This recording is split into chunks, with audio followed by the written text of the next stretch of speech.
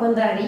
അപ്പം ഇന്നിപ്പോൾ ഞാൻ ഓൺലൈനിൽ വന്നിരിക്കുന്നത് എന്തിനാണെന്ന് എല്ലാവർക്കും അറിയാം. നമ്മൾ പ്രയാണയുടെ ഫൈനൽ ലിസ്റ്റ് നമ്മൾ അനൗൺസ് ചെയ്യാണ്. അപ്പം ഒരുപാട് നല്ല റെസ്പോൺസ് ആയിരുന്നു കിട്ടിയത്. 33 പേര് രജിസ്റ്റർ ചെയ്തിരുന്നു. അതിൽ 10 പേര് ഷോർട്ട് ലിസ്റ്റ് ചെയ്തു. അതിൽ 5 പേരെ ഫൈനലിസ്റ്റിലേക്ക് സെലക്ട് ചെയ്തിട്ടുണ്ട്. അപ്പം ഞാൻ പറഞ്ഞു, നിങ്ങൾക്ക് ഏറ്റവും ചെയ്യാൻ ആഗ്രഹമുള്ളൊരു കാര്യം ചെയ്യാൻ മടിയായും വേറെ പല കാരണങ്ങൾ കൊണ്ട് മാറ്റി വെച്ചിരിക്കുന്നത് നിങ്ങളെ കൊണ്ട് ചെയ്യിപ്പിക്കുക എന്നതാണ് ഈ പ്രയാണം കൊണ്ട് ഉദ്ദേശിക്കുന്നത്. അതിന് ആപ്റ്റായ 5 പേരെ തന്നെയാണ് കിട്ടിയിരിക്കുന്നത്. അപ്പം ഈ നേരത്തെ പറഞ്ഞ പോലെ ഒരു വീഡിയോ എടുത്ത് അയച്ചു തരാൻ പറഞ്ഞിട്ടുണ്ടായിരുന്നു എല്ലാവരുടെ. അത് കുറേ പേര് എന്നെ വിളിച്ച് ചോദിച്ച് ചെയ്ത് അങ്ങനെ അതിനൊരു നല്ല എഫേർട്ട് ഇട്ടിട്ടുണ്ട്. അപ്പോൾ നമുക്ക് ഓരോരുത്തരും നമുക്ക് അവരുടെ വീഡിയോ വെച്ച് തന്നെ പരിചയപ്പെടാം. ആദ്യം നമ്മൾ പരിചയപ്പെടാൻ പോകുന്നത് കോതമംഗലത്തുകാരിയായ നവ്യ ഉണ്ണീനെയാണ്. നവ്യ ഉണ്ണി തൃശ്ശൂർ ലോ സ്റ്റുഡൻ്റ് ആണ്. നവ്യ അമ്മയുടെ കൂടെ പോയിരിക്കുന്ന ഒരു ക്ഷേത്ര ദർശനമാണ് വ്ളോഗായിട്ട് വെച്ചിരിക്കുന്നത്. വളരെ മനോഹരമാണ്. നമുക്കതൊന്ന് കണ്ടു നോക്കാം. ഹലോ, നമസ്കാരം, welcome back to my channel. അപ്പം ഞാൻ ഇന്ന് കൊണ്ടുവന്നിരിക്കുന്നത് ഒരു ട്രാവൽ വ്ളോഗാണ്. അപ്പോൾ ഞാനും അമ്മയും ചേച്ചിയും കൂടി കഴിഞ്ഞ ദിവസം ഒരു മൂകാംബിക ട്രിപ്പ് പോയായിരുന്നു. അപ്പോൾ ഞാൻ കുറച്ച് വിഷ്വൽസൊക്കെ നിങ്ങളുമായിട്ട് ഷെയർ ചെയ്യാമല്ലോ എന്ന് വിചാരിച്ചിട്ട് ഷൂട്ട് ചെയ്തായിരുന്നു. അപ്പോൾ അമ്പലത്തിൻ്റെ അകത്ത് എന്തായാലും അറിയാമല്ലോ, നമുക്ക് ഷൂട്ട് ചെയ്യാൻ റെസ്ട്രിക്ഷൻസ് ഉണ്ട്. അപ്പോൾ എന്നെക്കൊണ്ട് പറ്റുന്ന പോലെ കുറച്ച് വിഷ്വൽസൊക്കെ ഞാൻ ഷൂട്ട് ചെയ്തു. അപ്പോൾ ഇന്നത്തെ നമ്മുടെ ഒരു കുഞ്ഞു വ്ളോഗാണ്. പിന്നെ നിങ്ങളാരെങ്കിലും എൻ്റെ ചാനൽ പുതിയതായിട്ട് കാണുകയാണെങ്കിൽ, എൻ്റെ പേര് പൂജ. നിങ്ങൾക്ക് ചാനൽ ഇഷ്ടപ്പെട്ടാൽ സബ്സ്ക്രൈബ് ചെയ്യുക, ലൈക്ക് ചെയ്യുക. എന്നോട് എന്തെങ്കിലും പറയാനുണ്ടെങ്കിൽ സജഷൻസ് കമൻറ്റ് ബോക്സിൽ പറയുക. അപ്പോൾ നമുക്ക് വീഡിയോ കണ്ടാലോ. ബാ.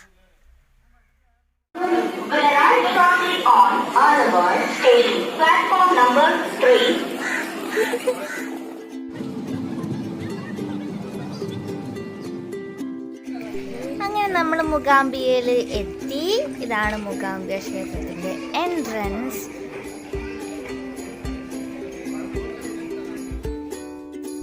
ഇത് ക്ഷേത്രത്തിൻ്റെ ചുറ്റമ്പലത്തിന് പുറത്തുള്ള പുറം ഭിത്തിയിലെ കാഴ്ചകളാണ്. ചുമർ ചിത്രത്തിൻ്റെ മാതൃകയിൽ ഫ്രെയിം ചെയ്ത് വെച്ചിരിക്കുന്ന നല്ല ബ്യൂട്ടിഫുൾ പിക്ചേഴ്സാണവ.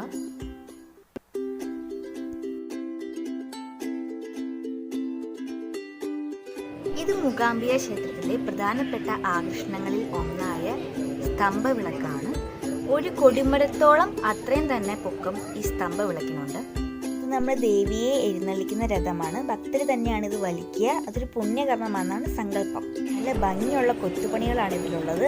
നവരാത്രി കാലത്ത് ദേവിയെ എഴുന്നള്ളിക്കുമ്പോൾ പ്രധാന പൂജാരിമാർ ഈ രഥത്തിൽ ഇരുന്ന് ഭക്തർക്ക് പൈസ എറിഞ്ഞു കൊടുക്കും. ഈ പൈസ വീട്ടിൽ സൂക്ഷിക്കുന്ന ഐശ്വര്യമാണെന്നാണ് സങ്കല്പം. ഇത് ദേവിയെ എഴുന്നള്ളിക്കുന്ന പല്ലക്കാണ്. പ്രധാനമായിട്ടും 3 വാഹനങ്ങളിലാണ് ദേവിയെ എഴുന്നള്ളിക്കാറ്. ഈ പല്ലക്ക് ചുമക്കുന്നത് കീഴ്ശാന്തിമാരാണ്. അപ്പോൾ ഈ തണ്ടിലൊക്കെ വെളിയിൽ കുഞ്ഞിരിക്കുന്ന തണ്ടാണ്. ഈ തണ്ടിൽ നമുക്ക് കൊത്തുപണികളെല്ലാം കാണാൻ സാധിക്കും.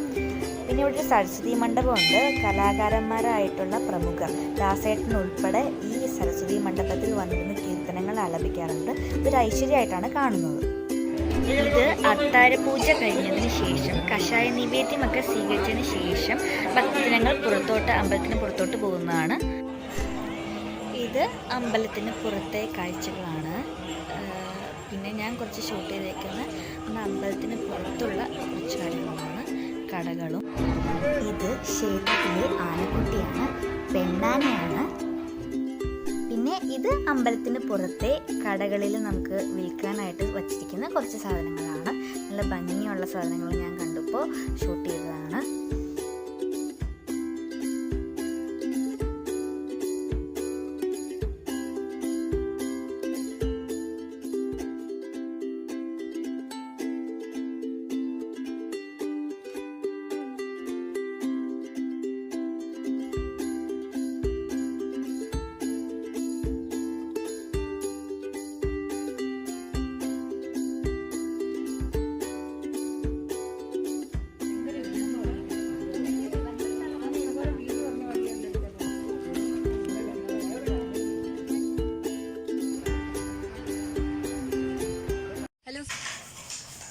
അടുത്തത്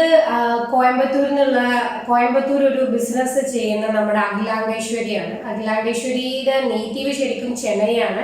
എനിക്ക് തോന്നുന്നു പ്രയാണം തുടങ്ങിയതിന് ശേഷം ഏറ്റവും കൂടുതൽ പ്രാവശ്യം എന്നെ വിളിച്ച് കാര്യങ്ങൾ തിരക്കിയത് അഖിലാണെന്ന് തോന്നുന്നു. വ്ളോഗ് എങ്ങനെ ചെയ്യണം, എന്താ ചെയ്യേണ്ടത്, വ്ളോഗ് ഇല്ല. അപ്പം ആള് വളരെ നന്നായിട്ട് ചെയ്തൊരു വ്ളോഗാണ് അഖിലയുടേത്. അഖിലേ പറഞ്ഞ പോലെ ഒരു സ്കൂട്ടർ എടുത്ത് പോയി കണ്ട് എക്സ്പ്ലോർ ചെയ്തിരിക്കുകയാണ്. അതൊന്നും നമുക്ക് കാണാം. Friends, this is Akila from Coimbatore. We are in a place called Palamalai, which is in the city limits of Coimbatore. It's a very good hilly region with a lot of beautiful sceneries. It's a very good place for trekking. Let's go and have a look on it.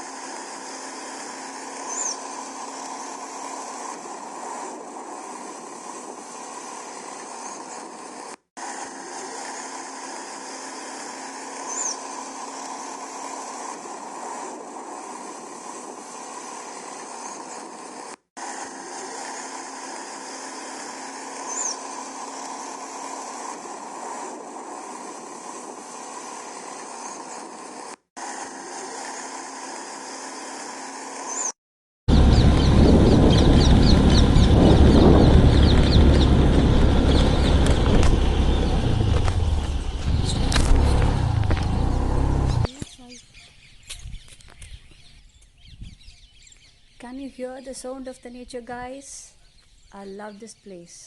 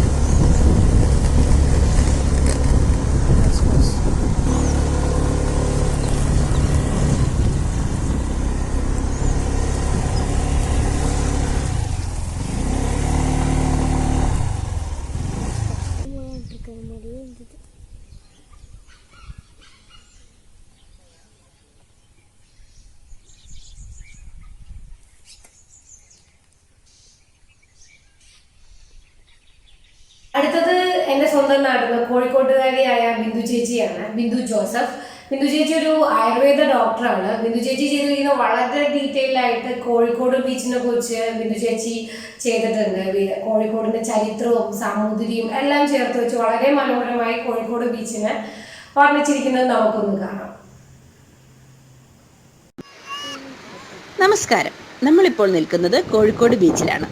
1948 Vasco da Gama ആദ്യമായി വന്നിറങ്ങിയ സ്ഥലം എന്ന നിലയിൽ കേരള ചരിത്രത്തിൽ ഒരു പ്രത്യേക സ്ഥാനമുണ്ട് നമ്മുടെ Kozhikode. Spice root യാഥാർത്ഥ്യമായതും ഇവിടെ തന്നെ. കോഴിക്കോടിന്റെ ഭരണാധികാരികളായിരുന്ന സാമൂതിരിമാരുടെ വ്യാപാര കേന്ദ്രമായിരുന്നു കോഴിക്കോട് കടപ്പുറം. അന്നത്തെ ഇന്ത്യയിലെ ഏറ്റവും ശക്തമായ നാവികസേന വിഭാഗമുണ്ടായിരുന്നത് സാമൂതിരിമാർക്കായിരുന്നു. സാമൂതിരിയുടെ നാവികസേനാ മേധാവിമാർ കുഞ്ഞാലി പരക്കാർ എന്ന സ്ഥാനപ്പേരിൽ അറിയപ്പെട്ടിരുന്നു. മുസ്ലിം വ്യാപാരികൾ സുഗന്ധവ്യഞ്ജന വ്യാപാരം നടത്തിയിരുന്ന പാണ്ഡികശാലകൾ ഇന്നും ബീച്ചിനടുത്ത് കാണാം. അവരിൽ നിന്നും ആദ്യം പോർച്ചുഗീസുകാരും പിന്നീട് ഡച്ചുകാരും തുടർന്ന് ഇംഗ്ലീഷുകാരും വ്യാപാരം കൈയടക്കി. സഞ്ചാരികളുടെയും ഭക്ഷണപ്രേമികളുടെയും ഇഷ്ടകേന്ദ്രമായ കോഴിക്കോടിന്റെ എല്ലാ പ്രത്യേകതകളും സമന്വയിക്കുന്ന ഒരു പ്രതീകമാണ് കോഴിക്കോട് ബീച്ച്. കോഴിക്കോടിന്റെ പടിഞ്ഞാറ് ഭാഗത്തായി മലബാർ തീരത്തിന്റെ ഭാഗമായി കിടക്കുന്ന ഈ കടൽ തീരം സായാഹ്നങ്ങളിൽ ജനനിബിഡമാണ്.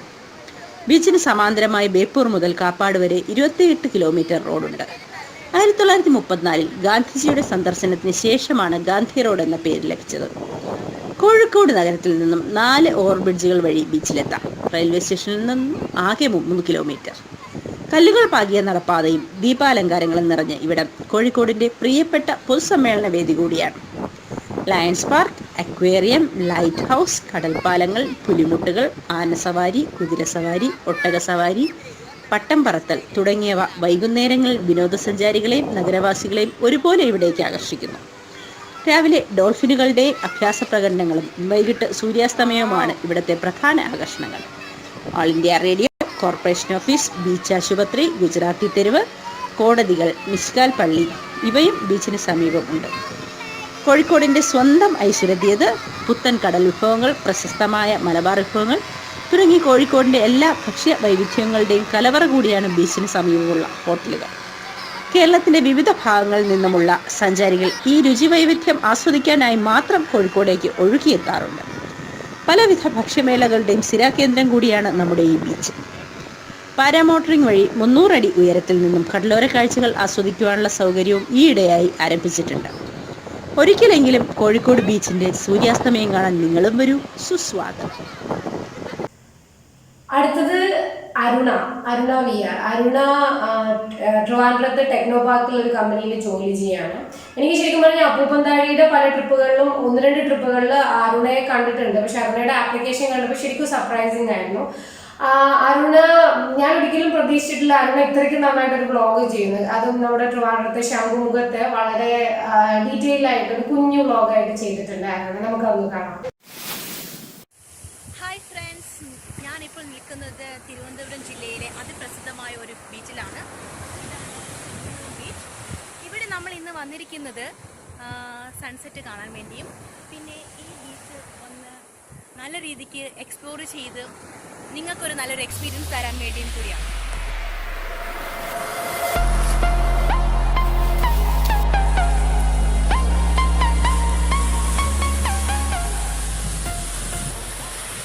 അങ്ങനെ സൺസെറ്റ് കഴിഞ്ഞിരിക്കുകയാണ്. ഇനി നമുക്ക് അടുത്ത വിശേഷങ്ങൾ കാണാം. ഇന്നിവിടെ ബീച്ച് കാർണിവൽ നടക്കുകയാണ്. അതിനാൽ പലതരത്തിലുള്ള കായിക മത്സരങ്ങളും നമ്മുടെ കേരളത്തിന്റെ തനതായ കലാരൂപങ്ങളും നമുക്കിവിടെ കാണാം.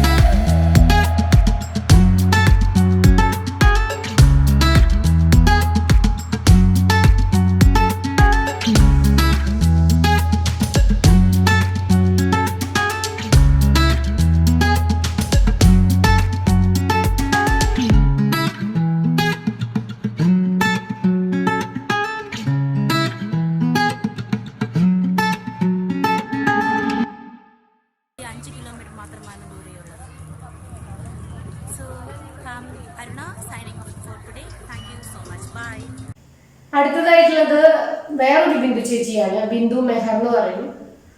ചേച്ചി ഇതേപോലെ അപ്പൂപ്പന്താടിയുടെ കൂടെ മുന്നേ യാത്ര ചെയ്തിട്ടുണ്ട്.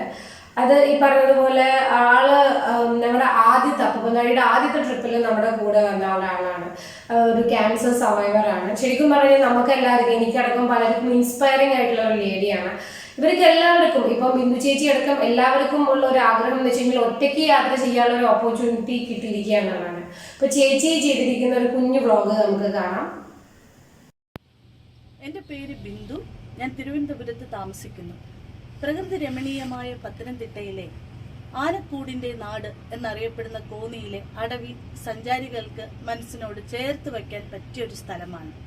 2 ദിവസം ചെറിയ ഒരു യാത്രയ്ക്ക് പറ്റിയ ഒരു സ്ഥലമാണിത്. ഫോറസ്റ്റ് ഡിപ്പാർട്ട്മെന്റിന്റെ വെബ്സൈറ്റിൽ കൂടുതൽ വിവരങ്ങൾ ലഭ്യമാണ്.